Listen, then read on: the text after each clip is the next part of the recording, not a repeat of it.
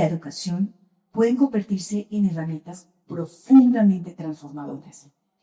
Al frente de esta iniciativa está Andrés Giesner, periodista y comunicador, líder social, que ha dedicado gran parte de su vida a impulsar este sueño colectivo. Su trabajo nos recuerda que la educación no ocurre únicamente en el aula, también se construye en la cancha, en las calles, en cada espacio donde se tejen vínculos, se cultivan valores y se construye comunidad. Hoy nos comparte esta historia inspiradora, no solo como testimonio de transformación social, sino también como una invitación a mirar nuestra labor educativa con otros ojos, con la convicción que desde el acompañamiento y la creatividad podemos abrir caminos donde antes solo había barreras. Por favor, demos la bienvenida a Andrés Giesner y a la experiencia transformadora de Tiempo de Juego.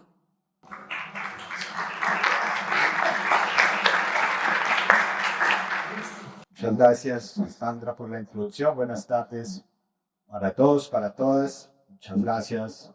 a Educare por la invitación, por incluir a Tiempo de Juego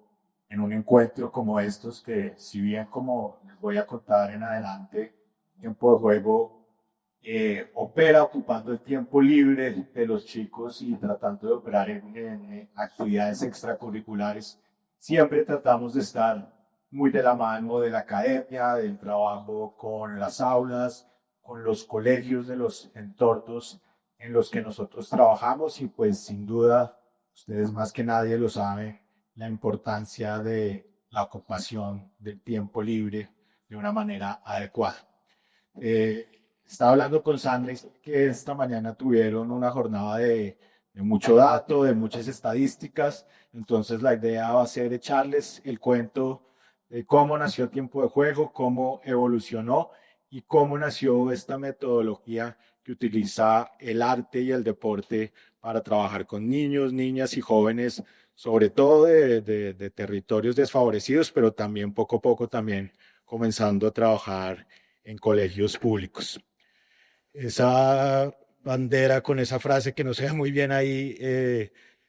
la revolución de las cosas pequeñas, y siempre la incluyo en las charlas porque gracias a eso se ha creado Tiempo de Juego, y me gustaría que quedara hoy también como premisa.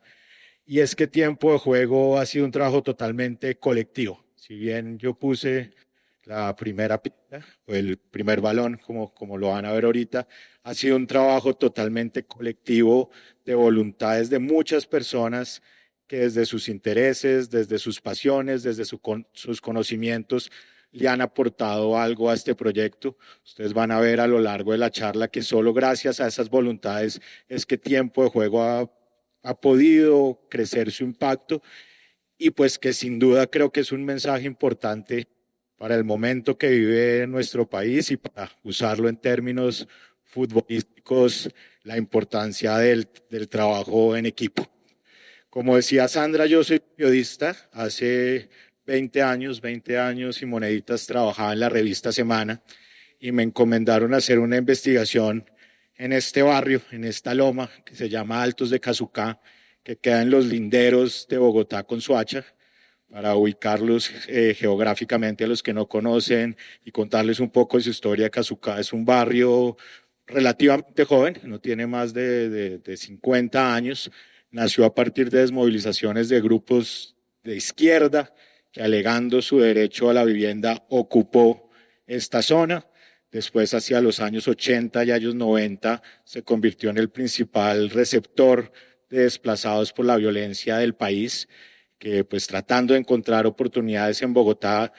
algunos llegaban a Bogotá y por la hostilidad de Bogotá llegaban a esta loma donde pues había venta ilegal de tierras, donde podían de cierta manera acomodarse o empezar a comenzar una nueva historia de su vida.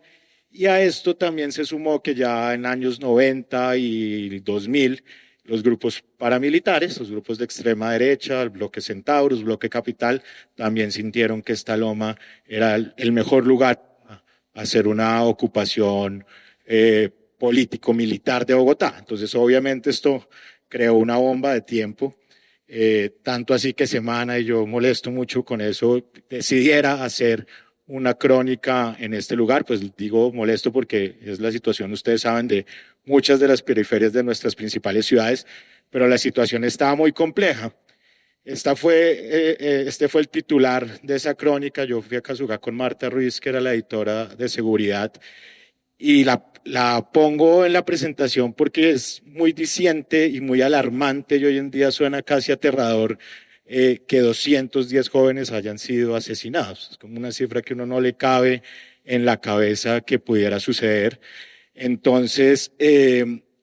más allá, digamos, que lo que pudo hacer una crónica de una revista, pues en ese entonces tan importante, yo sentí que debía hacer algo como ciudadano, que debía aportarle algo a esta situación desde un diagnóstico muy orgánico.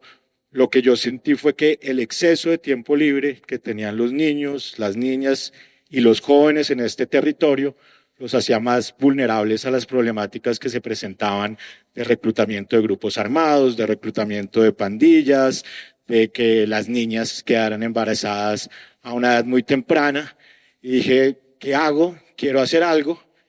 Voy a hacer acá un paréntesis muy rápido, aprovechando que estamos en el Gimnasio Moderno, porque yo estudié en este colegio. Pero yo estudié en este colegio porque mis papás estaban totalmente convencidos de que yo debía estudiar acá, pero la chequera familiar no tenía ni un cero para que yo estudiara en este colegio. O sea, era imposible que yo tuviera la plata de la pensión para estudiar en este colegio, pero lo logré con unas becas, con ayudas, pero obviamente las distancias que había con mis compañeros en ese sentido eran abismales. O sea, mis compañeros obviamente llegaban al colegio en carros lujosos, yo llegaba en buseta, los cuartos de mis amiguitos eran enormes, llenos de juguetes. Yo dormí con mi abuelita hasta los 18 años, las vacaciones a Europa y Estados Unidos, yo a ninguna parte, y eso obviamente en un contexto como este es complicado, pero hubo algo que me salvó la vida, y es que este colegio creo que es el lugar más futbolero que hay en el país. Acá juega fútbol todo el mundo, a todas horas, en todos los espacios. Y yo había heredado un poquito del talento futbolístico de mi padre, que había sido jugador profesional del sin duda mejor equipo del mundo, el Independiente Santa Fe, y eso permitió que esas distancias, digamos, económicas que había desaparecieran y que yo tuviera un lugar de liderazgo en el colegio gracias al fútbol, ya que hay colegas que lo pueden confirmar. Y yo empecé a sentir que el balón podía ser algo que podía ser mi brújula y mi ancla toda la vida. Después, en mis años universitarios, también estuve un poco perdido por la rumba, por el alcohol, por las drogas, pero mi afán de jugar fútbol también permitió que otra vez decidiera tomar ese camino. Así que cuando me enfrenté con esta realidad en Cazugá, yo dije, es momento de poner la pelota de trapo de nuevo. Y hablé con el colegio Gabriel García Márquez, que era operado por la Fundación de Shakira en ese entonces, ellos ya no están, y de esa manera dije, déjenme irme a los salones de este colegio a hacer una convocatoria para una escuela de fútbol. Hice eso, y el sábado llegaron 20 niños a jugar conmigo, 15 niños y 15 niñas, y jugamos, y ellos entendieron que el objetivo de ese partidito de fútbol era primero sacar unas sonrisas que eran tan escasas en este lugar, y segundo empezar a recibir las bondades que tiene el deporte, el trabajo en equipo, aprender a perder con la cabeza en alto, a no perder la cabeza cuando se gana, y de cierta manera eso empezó esa escuela de fútbol empezó a tener una convocatoria interesante porque no había ninguna actividad extracurricular, como les cuento. El colegio del Gabriel García Márquez en ese entonces incluso no tenía clases todos los días. Entonces ese exceso de tiempo libre comenzó a canalizarse en esta escuelita de fútbol. Cada 8 días empezaron a llegar más niños, se activó la revolución de las cosas pequeñas, porque mis amigos del colegio, de la universidad, mis amigas me dijeron, oiga, qué maravilla eso que usted está haciendo, hago brownies para que usted le pueda dar refrigerios a los niños. Y los amigos futbolistas que tenemos muchos uniformes que ya no usamos, dijeron, yo le puedo donar los uniformes para que usted le lleve a los niños. Y ya llegaba yo a Kazuka con brownies y con uniformes así fueran viejos, y eso hacía que estos niños llegaran y llegaran. Y además, algo creo que siento que es muy interesante, es que esa escuelita de fútbol no solo se volvió el punto de encuentro de los niños y las niñas, sino también de sus padres, que llegaron a un lugar igual de hostil o más peligroso y riesgoso que su propio territorio, que venían del campo donde ustedes saben que se acostumbra a vivir con las puertas abiertas, que todo el mundo es compadre, primo, hermano, y llegar a un lugar como Kazucán donde da miedo hablarle al vecino. La escuela de fútbol permitió que sus padres se conocieran y que este padre le dijera a este, oiga, yo hago tal cosa, yo soy panadero, yo soy pintor, yo soy albañil, ¿qué hacemos? Y empezaran también a crear un relacionamiento interesante. Así empezó a crecer la fundación, y cuando nos dimos cuenta, la escuela de fútbol en ese momento, ya nosotros teníamos aproximadamente 400 niños. Además, en esa tierrita donde empecé, terrero donde empezamos a jugar, ya no nos servía, y deambulábamos por toda la loma buscando espacios para jugar donde no estuvieran las pandillas, donde no estuvieran los paramilitares, y empezó como la convicción también de tener un sueño algún día de una cancha de fútbol. El caso fue que a los pocos meses, pues ya también las amigas que hacían los brownies dijeron, oiga, bacanísimo, pero ya yo no puedo darle 400 brownies cada semana, lo siento mucho, y los uniformes y el que prestaba el bar para hacer una fiesta y conseguir uniformes, oiga, ya no puedo hacer más fiestas, y pensé y sentí que esto se acababa,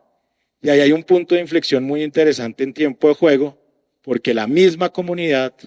que había entendido de qué se trataba, que había visto que sus niños ahora tenían un espacio seguro para divertirse, para relacionarse, para hacer deporte, dicen, Andrés, no se vaya, yo mamá que vengo del campo sé cocinar, yo puedo hacer los refrigerios. Y eso hizo que tiempo después, 20 años después, ya para contarles un poco el tiempo de juego actual, naciera la panadería La Jugada, que emplea a madres cabezas de familia de la comunidad, que hoy en día hacen 8.000 refrigerios semanales para los 5.000 participantes que actualmente tiene tiempo de juego en Kazuka, y que nosotros sentimos es un empleo feliz porque es hacer los refrigerios que van a consumir sus hijos cuando van a actividades ya no solo de fútbol, que ya les voy a contar, sino de otros deportes y también de toda una línea artística de actividades que se fueron armando. Lo mismo sucedió con los uniformes. Ya no había plata para los uniformes y alguien dice, oiga, pero allá hay un pelado que sabe confeccionar, y allá hay una mamá que sabe coser, y allá hay otro que sabe estampar. Creemos nosotros nuestra propia empresa de uniformes. 20 años después tenemos Póngale Color, que es un modelo de negocio social que no solo hace los 5.000 uniformes que necesita la fundación para todas sus actividades artísticas y deportivas, sino que también le vendemos a otras organizaciones. Y esto es el mejor ejemplo de cómo logramos que esa problemática se convirtiera en algo que nos favoreciera, y era que yo ya pues tampoco podía entrenar a 400 niños, no teníamos plata para contratar entrenadores, y los mismos jóvenes dicen, ya le entendimos, Andrés, ayúdenos a capacitarnos. Las alianzas, que es otro mensaje, yo creo, en el camino social que es totalmente necesario. Fundación Arcángeles en ese entonces capacita a estos chicos para que se conviertan en los entrenadores. 20 años después, toda la columna vertebral de la fundación es guiada por Dairon, por el Paisa, por el Mono, por Boca, que entran en un proceso de liderazgo, en la escuela de liderazgo de tiempo de juego, que comienza cuando tú cumples 12 años. Si tú tienes 12 años, te vuelves voluntario para empezar a dirigir grupos, empiezas a tener capacitaciones y te empezamos a dar herramientas para capacitarlos. De hecho, la fotografía es muy chistosa a los que han ido a tiempo de juego, y a los que no los invito, porque uno va a un entrenamiento de fútbol o a una clase de música y uno no sabe bien cuál es el profe porque es otro chiquitín igual que está dictando las clases. Y ya cuando cumples 18 años, te conviertes en gestor comunitario y ya la fundación te contrata. También pues tratamos de que vayan a la educación superior, con becas, con alianzas, pero si no, empiezan a trabajar en tiempo de juego, que en un lugar como Casucá, tener un empleo así pues es algo que conviene. Entonces empleamos a estos jóvenes que lo que permiten, yo creo, es sobre todo que se transforme el imaginario de liderazgo que hay en un lugar como Casucá. Es decir, antes todos estos chiquitines veían a los pandilleros que llegan en moto, que llegan con plata, que llegan con tal, y ese es su referente, y quizás ese es su único referente. Dice, yo quiero ser como este. Ahora ven al Paisa, ven a Boca, ven al Mono, ven a Aero, que a propósito, perdón el paréntesis y perdón que suelo desordenarme, ahorita están acá en el Coliseo dictando un taller a niños de colegios públicos y privados. Pero estos, además, por ejemplo, el Paisa, que es el de amarillo que está ahí, el Paisa llega desplazado de Sonsón, Antioquia, a los 12 años. Muere su papá por la violencia en Sonsón. Llega con su mamá, es vendedor ambulante, él empieza a ir a tiempo de juego, empieza a jugar, empieza a mostrar rasgos de liderazgo, se vuelve monitor, y luego Adidas, que es uno de nuestros socios, que nos apoya toda el área deportiva, nos empieza a dar unas becas anuales para el mejor de nuestros jóvenes. Le da la beca al Paisa, él había hecho su colegio en Casucá, que no quiero obviamente criticar la educación pública y menos este es el lugar, pero en ese entonces ha mejorado. Todos los colegios, todos los profesores de los colegios de Casucá se rajaban en los exámenes de estado, como les decía, no hay clase todos los días. Entonces el Paisa sale de un colegio así y él decidió estudiar cultura física y deportiva en la Santo Tomás, además vivía en Casucá y iba a estudiar en la 200 con autopista. Como que pronosticamos que las cosas no iban a salir bien, promedio arriba de 4, decide hacer doble titulación en Europa, se va a las Islas Canarias. En las Islas Canarias, ya les voy a contar la metodología, lo contrató el Barça, lo contrató la FIFA para que llevara toda su metodología a diferentes lugares de Latinoamérica. Hoy en día es el gerente deportivo del Casucá Fútbol Club, que es el 2.0 de cómo el fútbol también puede empezar a generar empleo. Entonces voy a todo eso porque los chicos dicen, yo quiero ser como el Paisa, yo ya no quiero ser como el pandillero. Entonces se convierten a ser unos referentes increíbles. Y ahorita les cuento también una historia de Dairon, que es el que está demorado, pero es que sé que tenemos que hablar de la metodología. Cuando tiempo de juego está en este momento, que les cuento un trabajo obviamente muy empírico, muy de territorio, muy de caminar, empezar a decir convertirnos en fundación, llegan unos scouts de la FIFA que estaban buscando fundaciones que trabajaran el fútbol como modelo de desarrollo. Yo les juro que todavía no sé ellos por qué llegaron a Casucá y encontraron a tiempo de juego. Pero esta metodología había nacido en 1994 a raíz de la muerte de Andrés Escobar.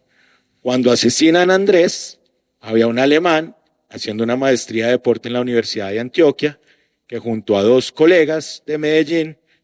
les angustió mucho el asesinato de Andrés. Además, la esposa de este alemán, que se llama Jürgen Krisberg, era amiga de Andrés, y ellos dijeron, esto no puede suceder, que maten a un jugador de fútbol de esta manera. Y ni siquiera pensaron en el deporte, pero empezaron a idearse cómo lograr trabajar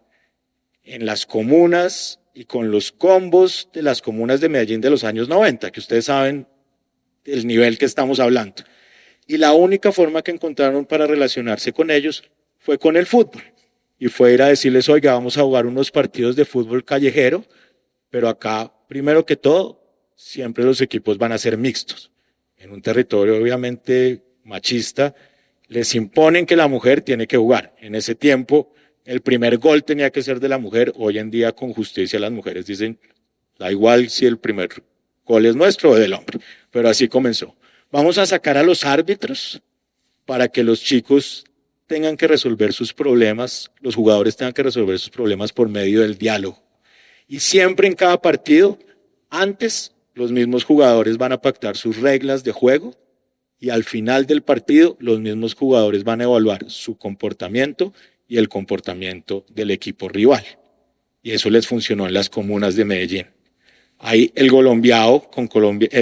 el vicepresidente de la República con Colombia Joven, lo adopta y crean el Colombiao, que es llevarse toda esta metodología por todo el país.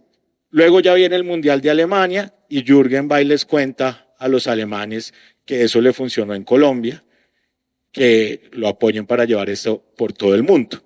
Y se van a buscar organizaciones que estén trabajando diferentes problemáticas desde el fútbol. De salubridad en África, de pandillismo en Centroamérica, de racismo en Asia, y llegan a Casucá y encuentran a Tiempo de Juego como una organización que está trabajando la prevención del reclutamiento forzoso por medio del fútbol. Eso lo adoptamos nosotros a nuestros partidos de fútbol porque era muy parecido a lo que queríamos hacer. Paralelamente en ese momento yo dejo de trabajar en Semana, voy a trabajar en RCN, logramos visibilizar mucho a Tiempo de Juego con Pirri, que era el programa que yo trabajaba, si lo recuerdan, pero lo que sucede es que consigo unos pesos para contratar un equipo y liderado por Esteban Reyes, que es un abogado, amigo mío del colegio, con maestría de posgrado en educación, maestría de derechos de la infancia en Francia, y él logra, con el equipo que traemos, que esa metodología de fútbol por la paz, como se llama, ya no solo sirva en el partido, sino pueda migrarse también al entrenamiento. Entonces, todos los entrenamientos de Tiempo de Juego comienzan con el pacto de unas reglas, luego con el desarrollo de la actividad y al final con una evaluación. Y le incluimos las habilidades para la vida que dictaminó la Organización Mundial de la Salud para que un joven sea feliz, una persona sea feliz y saludable, comunicación asertiva, pensamiento crítico, solución pacífica de conflictos, y eso lo migramos del partido al entrenamiento y después del entrenamiento deportivo también a todas las actividades artísticas. Entonces, para explicar de lleno la metodología, el Paisa, Dairon, Boca, ellos entran a una escuela de liderazgo que tiene un psicólogo y un profesional o en fútbol, o en música, o en danza. Le da las herramientas a ese joven para que pueda dictar una clase donde el chico vaya a aprender fútbol, que es lo que le gusta, o vaya a aprender música, o vaya a aprender arte, y sin darse cuenta, el desarrollo de las actividades está diseñado para generar las habilidades para la vida. Esto vemos que nos empieza a funcionar con los chicos y vemos la necesidad, obviamente, de trabajar con su entorno. Entonces creamos escuela de padres y logramos entrar también a los colegios de Casucá. Y ese programa que se llama Recreo mi Colegio o Aprender Jugando, también la fotografía es muy interesante porque los gestores de Tiempo de Juego capacitan con la metodología a los profesores de los colegios de Soacha para que ellos también tengan herramientas alternativas para implementarlo en las aulas. Entonces ahí vemos que ese triángulo comunitario de colegio, papás y tiempo libre empieza a mejorar y empieza, sobre todo nuestras cifras, pues aunque tenemos cuantitativas con los números que les he dicho, son muy cualitativas y sobre todo lo que vemos es cómo empieza ellos a manejar, a comportarse mejor en el relacionamiento que tienen en su entorno. Esas son sobre todo las virtudes que nosotros empezamos a entender, más la que ustedes ya conocen de cómo el deporte y el arte deja a un lado pues todo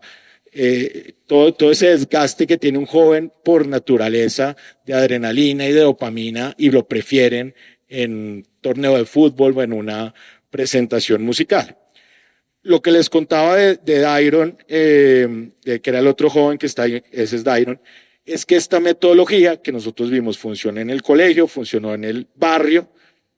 también podía funcionar en otros lugares. Y no fue nosotros de sabios los que lo decidimos y los que nos dimos cuenta, sino que Dairon, que era uno de nuestros gestores que sentíamos que ya venía muy bien en ese camino, es el de camiseta azul,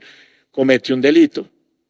y se va al Redentor, el centro de internamiento, el sistema de responsabilidad penal adolescente. Y Dairon, allá en medio de su tristeza y su desolación, empieza a convencer a los profesionales que la metodología de Tiempo de Juego puede funcionar. Al principio no le pararon bolas, luego nos invitaron un día a trabajar, hicimos actividades con estos jóvenes que también necesitan actividades alternativas a lo que sucede siempre en estos centros, y desde eso se creó el programa Cambio de Juego, que Tiempo de Juego ya hoy en día ha estado en más de 30 centros de internamiento del país, de un programa que comenzó Dairo. Eso para contarles un poco la sostenibilidad y cómo estas herramientas nos permitieron otras cosas. Y es, por un lado, pues ni la panadería ni el taller de Scream permiten que una fundación como Tiempo de Juego sobreviva. Nosotros tenemos que estar pensando todo el tiempo en sostenibilidad. Una de las formas que vimos que funcionaba era la de transferir la metodología, es decir, no abrir Tiempo de Juego en diferentes lugares de Colombia, o del mundo. Pues, si alcanzamos, les cuento nuestro capítulo internacional, pero, por ejemplo, con empresa privada, Ladrillera Santa Fe, Constructora Bolívar, diferentes organizaciones que quieren trabajar convivencia por medio del arte y el deporte con su área de influencia, contratan a Tiempo de Juego para que nuestros gestores y nuestro equipo profesional capacite a los empleados o a las personas de la comunidad para que desarrollen la herramienta. Entonces vendemos hoy en día esa metodología al sector público, al sector privado. Con el sector público, que supe que ayer estuvo por acá Isabel Segovia, tenemos un proyecto interesantísimo porque ellos, con un poco del legado de las manzanas de cuidado de Claudia, no sé si lo estoy diciendo bien, también se dan cuenta que el colegio está bien y que los colegios públicos están muy bien, pero lo complejo es el entorno, y que lo que sucede entre la casa y el colegio es complejo. Entonces dicen, ¿qué hacemos? Tiempo de Juego, venga con su metodología a hacer fútbol, a hacer arte, a hacer murales, y estamos operando ya desde hace 2 años el programa de estrategias escolares inspiradoras en más de 20 localidades del país, y pues a Tiempo de Juego le pagan por eso. Y esta foto que ustedes ven acá es porque una de las actividades de tiempo libre que nosotros abrimos fue el colectivo de comunicaciones. Ahí los chicos y las chicas y los jóvenes iban a aprender periodismo, a hacer radio, a hacer podcast, a hacer video. Y fue maravilloso porque empezamos a ver que hacían unas cosas divinas, obviamente esto acompañado de infraestructura, de un estudio de producción, de computadores, de capacitación, pero más allá de que todo les quedara divino, empezaron a contar su barrio de una forma muy orgánica, no como la cuentan los medios de comunicación, sino con su propia mirada. Y en este afán de sostenibilidad decidimos crear una productora que se llama La Psuca, que emplea a estos jóvenes que se decidieron por las comunicaciones como su proyecto de vida. De hecho, esos premios que salieron al principio, que me ganaba periodismo, en realidad La Psuca ya tiene premio India Catalina, ya tiene premio Simón Bolívar, y pues también, sobre todo lo más importante, generar proyecto de vida en Tiempo de Juego. El sueño de la cancha se logró, ese sueño que buscamos de poder encontrar un espacio donde jugar se ha logrado, y lo digo con felicidad, con creces, porque ya hemos construido 3 canchas de fútbol profesionales en Casucá. Pues que más allá del espacio, ustedes me entienden que es esa posibilidad que tienen, por ejemplo, familias migrantes venezolanas, que llegan a un lugar como Casucá, que ven una cancha de fútbol donde hay unos niños y unas niñas con uniformes, con metodología, que les dan refrigerios, y darle esa posibilidad a una familia venezolana de que su niño tenga este espacio, pues empieza a transformar un poco esa situación en la que están llegando. Tiempo de Juego también logró pasar las fronteras. Estamos también en Timbiquí, Cauca, y en Ciénaga y Santa Marta, Magdalena, también aplicando la metodología que les he contado. Y ahora, ante la retirada de USAID, que nos afectó muchísimo, porque la verdad es que USAID nos apoyó durante 15 años con muy buenos recursos, nos tocó mirar nuevos horizontes y empezamos a abrir un capítulo de Tiempo de Juego en Madrid, España, con la población migrante, africana sobre todo, que está llegando a este territorio para poder también internacionalizar el modelo, obviamente que eso nos permita seguir creciendo en Colombia, pero también pues poderle aportar a nivel global. Entonces, bueno, esa es la historia. Muchas gracias.